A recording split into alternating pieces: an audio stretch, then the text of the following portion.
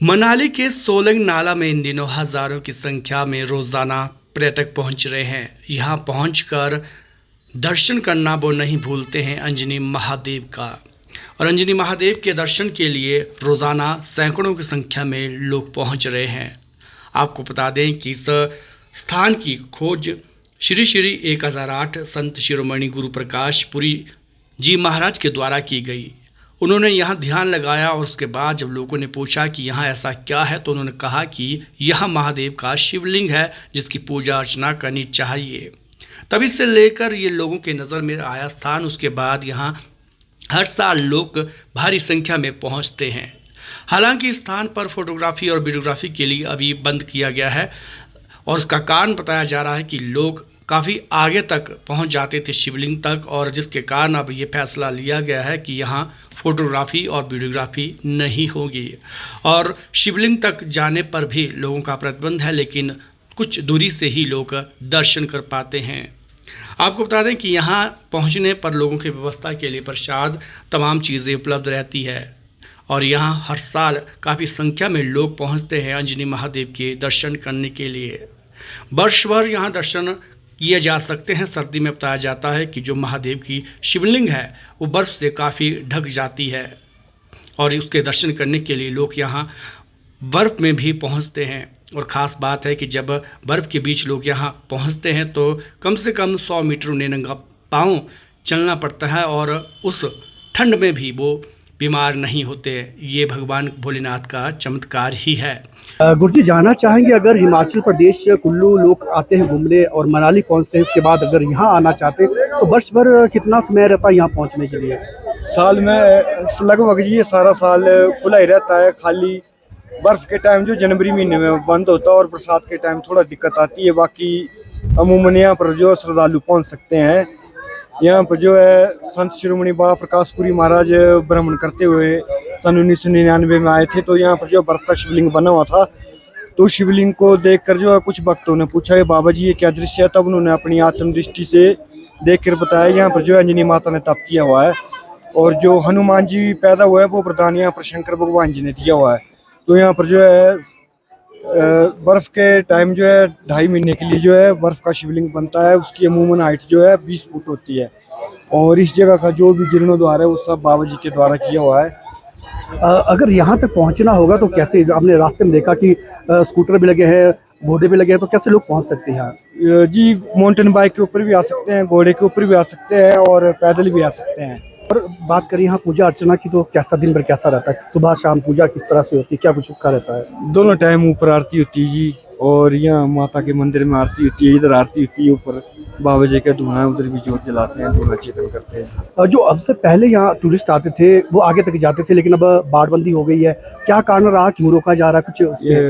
लोग जो गंगा को क्रॉस कर देते हैं, उसको गंगा को क्रॉस नहीं करना चाहिए और लोगों को पता नहीं है भोलेनाथ जो है शक्ति के बिना नहीं होते। लोग जो शक्ति को लांग के ही उनको छू लेते हैं, तो ये गलत बात है, उससे दर्शन निष्फल हो जाएगा।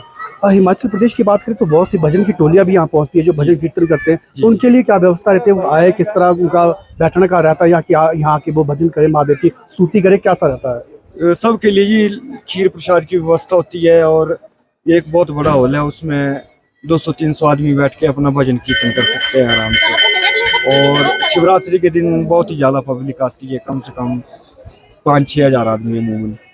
अभी जैसे टूरिस्ट आना शुरू हो गए पूरे देश से यहाँ, तो इस बार क्या पिछले मुकाबले कैसा टूरिस्ट आ रहा है? अच्छा, श्रद्धालु की कम है या ज़्यादा आ रहे हैं इस साल ज़्यादा है जी श्रद्धालु, इस साल ज़्यादा। तो जो बाहर से आते लोग, कई बार उन्हें पता नहीं लगता कि कहाँ जाना है, कहाँ तक जाना है, कहाँ रोकथाम है, तो क्या कहना चाहेंगे जो श्रद्धालु आए यहाँ, एक भक्ति का माहौल भी बने रहे, व्यवस्था भी बने रहे, क्या संदेश देना चाहेंगे आप? उसके लिए जी हमने 1-2 बोर्ड लगवा रखे हैं नीचे ही, और कुछ गाइडलाइंस हम यहीं पर करते हैं और ऊपर भी गाइडलाइंस करते हैं महादेव के पास में। तो कोई भी आके यहाँ पर पूछ सकता है, जहाँ पर जो प्रसाद बांटते हैं कि यहाँ पर कैसे कैसे, जैसे कई लोगों को ऊपर जाने के बारे में पता नहीं लगता है, तो ऊपर भी बाबा जी की कुटिया है, धुआं है, ध्यान केंद्र है, हनुमान मंदिर है, तो लोगों को गाइडलाइन किया जाता है जी। मेरा नाम बुद्धराम शर्मा है। शर्मा जी, कैसा लगा आपको ये धार्मिक स्थल? आप आते रहते, कैसा? ये बहुत ही अति सुंदर यहाँ का दृश्य है, जहाँ भगवान लगता है कि भगवान स्वयं ही उनका, भगवान शंकर का वास है। और हमें भी मौका मिलता अपने जीवन में समय समय पर आकर के हम भगवान शंकर के दर्शन करते रहते हैं। और आम जनता को देख करके भी हमें हर्ष होता है कि आम जनता भी भगवान शंकर से आशीर्वाद लेकर के उनकी मनोकामनाएं पूर्ण होती है। तो मुझे लगता है कि यहाँ पर बड़ा मनमोहक दृश्य है और लगता है कि भगवान का पूर्ण आशीर्वाद इस स्थान पर स्वयं वास है भगवान का। अंजनी महादेव के दर्शन करने के बाद माता के दर्शन करने भक्त पहुंचते हैं। यहाँ माता की मूर्ति की स्थापना की गई है, जहां सुबह शाम माता की पूजा की जाती है और यहाँ भक्तों के लिए प्रसाद की व्यवस्था भी रखी गई है। बाबा जी, जानना चाहेंगे, महादेव के दर्शन तो होते हैं लेकिन यहाँ के माता के दर्शन भी होते हैं, तो कब मूर्ति की स्थापना हुई और किस तरह से पूजा अर्चना यहाँ भी रहती है? जी, यहाँ पर दोनों टाइम आरती की जाती है और इस साल जो बुद्ध पूर्णिमा आई, इस साल जो है यहाँ पर माता जी की मूर्ति की स्थापना की गई, क्योंकि माता जी की वजह से यहाँ पर जो है भोलेनाथ जी को प्रकट होना पड़ा था। तो माता जी का भी इसमें श्रेय है और ये साथ में बाबा जी की फोटो भी है। इन्होंने जो इस जगह का जीर्णोद्धार कर रखा है जी। बहुत से लोगों को पता नहीं है कि यहाँ पर बाबा जी का ध्यान केंद्र भी है। श्री श्री 1008 संत शिरोमणि गुरु प्रकाश पुरी जी महाराज ने यहाँ ध्यान लगाया था और उसके बाद यहाँ पर अब भी भक्तजन ध्यान लगाने बैठते हैं। यहाँ पूरी व्यवस्था बनाई गई है कि जो भी श्रद्धालु बाहर से आते हैं वो यहाँ पर ध्यान केंद्र में ध्यान लगा सकते हैं और यहाँ पर ध्यान लगाने के बाद यहाँ भजन मंडली भी अपना भजन कीर्तन कर सकती है। एक बात और हमने देखी कि जब लोग यहाँ पहुँचते हैं तो दर्शन तो हो जाते हैं महादेव के, लेकिन जो ध्यान केंद्र है ऐसी जगह रह जाती है जहाँ लोग नहीं पहुँच पाते। क्या लगता है कि क्या कहना चाहिए श्रद्धालुओं को, अगर यहाँ आते तो यहाँ से ध्यान केंद्र तरफ भी, आज जहाँ गुरु जी का आश्रम था वहाँ भी आए, क्या कहना चाहिए? वो कुछ लोगों को मालूम नहीं लगता है जी, तो उसके बारे में कोई 2-4 बोर्ड लगा के व्यवस्था की जाएगी जी। मौका मिला मैं तो आता रहता हूँ, क्योंकि उनके दर्शन किए बगैर आदमी अधूरा सा रह जाता है, क्योंकि यहाँ के इतिहास का ज्ञान उसे नहीं होता है। जब आप उस ध्यान केंद्र पे जाते हो तो आपको जाकर के ही आत्मानुभूति होगी कि वहाँ पर कितना सुकून मिलता है और कितना आत्मिक आनंद आता है। और मैं समझता हूँ कि वो ध्यान केंद्र ध्यान अवस्था के लिए बहुत श्रेष्ठ है और मुझे लगता है कि आपने उसका दृश्य भी थोड़ा सा दिखाया है और उसमें गुरु जी के अनेक फोटो और भगवान के अनेक मूर्तियाँ स्थापित की गई है गुरु जी के माध्यम से। अंजनी महादेव पर्यटक आने से यहाँ की स्थानीय महिलाओं को भी रोजगार मिला है। स्थानीय महिलाएं अपना उत्पाद यहाँ बनाकर बेचती है और उनका कहना है कि पिछले साल के मुकाबले इस बार काफ़ी ज़्यादा टूरिस्ट यहाँ पहुँच रहा है। क्या नाम है आपका? मेरा नाम कला देवी। आपसे जानना चाहेंगे, अब इस बार टूरिस्ट आ रहे हैं तो कैसा काम चला है यहाँ, क्योंकि लोग भी खरीदारी करते हैं, लोकल जो उत्पाद आप ले आते हैं? टूरिस्ट तो काफी आ रहे हैं इस साल और काम भी हो रहा थोड़ा पूरा। चलो पहले जाते ना टंडल होके आते तब वहीं से करा के आते, थोड़ा पूरा वो तो हो जाता हमारा भी।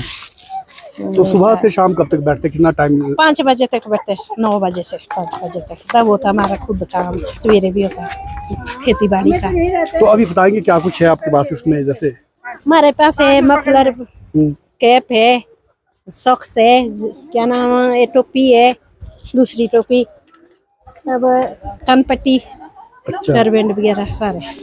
अंजनी महादेव पहुंचकर आप घुड़सवारी, जिप लाइन, जंपिंग राइड और माउंटेन बाइक का मज़ा भी ले सकते हैं। यहाँ तक का रास्ता युवाओं ने खुद तैयार किया है। काफ़ी पथरीला रास्ता है यहाँ पर और यहाँ पर पहुँचने के लिए माउंटेन बाइक का सहारा आप ले सकते हैं और ये राइड काफ़ी मज़ेदार यहाँ तक रहती है। युवाओं का कहना है कि माउंटेन बाइक यहाँ पहुँचने के बाद काफ़ी संख्या में युवाओं को रोज़गार मिला है। उसके साथ जो पर्यटक आते हैं वो भी आसानी से यहाँ तक पहुँचते हैं। उन्होंने कहा कि पहले रास्ता नहीं था यहाँ तक माउंटेन बाइक को लाने का, लेकिन खुद उन्होंने मेहनत सभी ने की और आज माउंटेन बाइक यहाँ तक पहुँचते हैं और रोज़गार युवाओं को मिल रहे हैं। आइए आपको सुनाते क्या कुछ कहते हैं माउंटेन बाइक से जुड़े हुए युवा।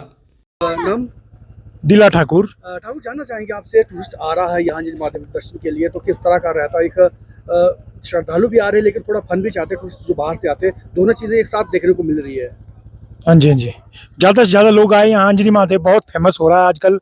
देखो इतने लोग आ रहे हैं, आपने देख लिया होगा, इतने बाइक चल रहे हैं हमारे पहले ये जरूर कोई रास्ता नहीं था, ये हम लोगों ने खुद थोड़ा डेवलप करके इसको बनाया है और ज़्यादा से ज़्यादा लोग आए यहाँ और हमारे बाइक रोज़गार जो चला हुआ है ज़्यादा से ज़्यादा अच्छी ढंग से चले, यही बोल सकते हैं हम। अगर बाइकों की संख्या देखिए तो कितनी बाइकें यहाँ काम करें, रोजगार कितने लोगों को इससे जुड़ रहा है। अभी तो हमारे यहाँ से कम 18-19 बाइक चले हुए हैं, बाकी कुछ लोग बाइक जो है हमारे रोहतांग पास पे चले हुए हैं, तो कुछ यहाँ चले हुए हैं। थोड़ा रास्ते में ये प्रॉब्लम है सर, हमारे को काफ़ी दिक्कत करनी पड़ती है। कई बुजुर्ग लोग आते हैं तो उनके लिए फैसिलिटी रखी हुई है हम लोगों ने, कई बुजुर्ग है, कई बच्चे लेके आते हैं तो सब लोगों के लिए देते हैं। थोड़ा रास्ता सही हो तो और ज़्यादा अच्छा टूरिस्ट आएंगे यहाँ, बाकी ठीक है।